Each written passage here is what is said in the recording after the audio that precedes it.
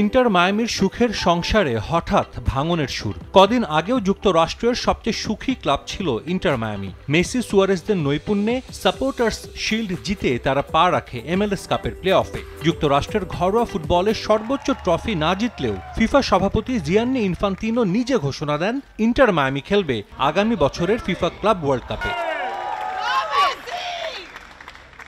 তবে সেই সুখ স্থায়ী হলো না বেশি দিন। MLS কাপের প্লে অফের প্রথম রাউন্ডে টেবিলের নবম স্থানে থাকা আটলান্টা ইউনাইটেডের কাছে বেস্ট অফ 3-র 2 ম্যাচ হেরে ভেস্তে যায় তাদের MLS কাপ জয়ের স্বপ্ন। 3 ম্যাচের 2টি নিজেদের মাঠে খেলে মায়ামি, তবে সেই সুবিধাও কাজে লাগাতে পারেনি তারা। তৃতীয় ম্যাচে ঘরের মাঠে 20,000 সমর্থকের সামনে হেরে যায় মেসি সুয়ারেজদের নিয়ে সাজানো তারকা খচিত মায়ামি।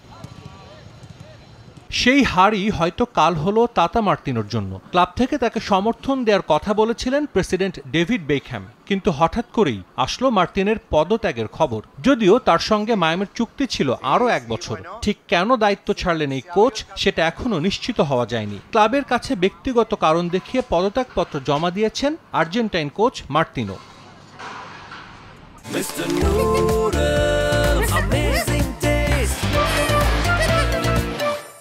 গেল বছরের 28 জুন আনুষ্ঠানিকভাবে দায়িত্ব বুঝে নেন ইন্টার মায়ামির। এরপর ক্লাবে যোগ দেন মেসি, বুস্কেটস, সুয়ারেজরা। সাবেক শিষ্যদের নিয়ে শক্তিশালী দল গড়েন তাতা মার্তিনো। নিজের প্রথম মৌসুমেই জিতে নেন লিগস কাপ শিরোপা, যা ইন্টার মায়ামির ইতিহাসেও প্রথম ট্রফি। চলতি মৌসুমে দুর্দান্ত খেলেছে ডেভিড বেকহ্যামের দল। MLS এর ইস্টার্ন কনফারেন্সে রেকর্ড 74 পয়েন্ট তুলে নিয়ে জিতে নেন সাপোর্টার্স শিল্ড। তাতা মার্তিনোর অধীনে 67 ম্যাচ খেলে 35টিতে জয় পেয়েছে মায়ামি। মোট ম্যাচের 52% ম্যাচে জয় এনে দিয়েছেন ক্লাবকে।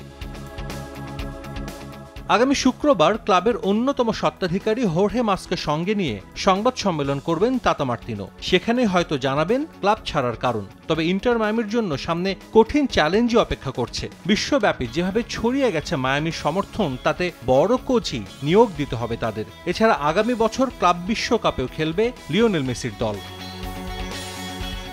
সাজিদ মুস্তাহিদ, সময় সংবাদ।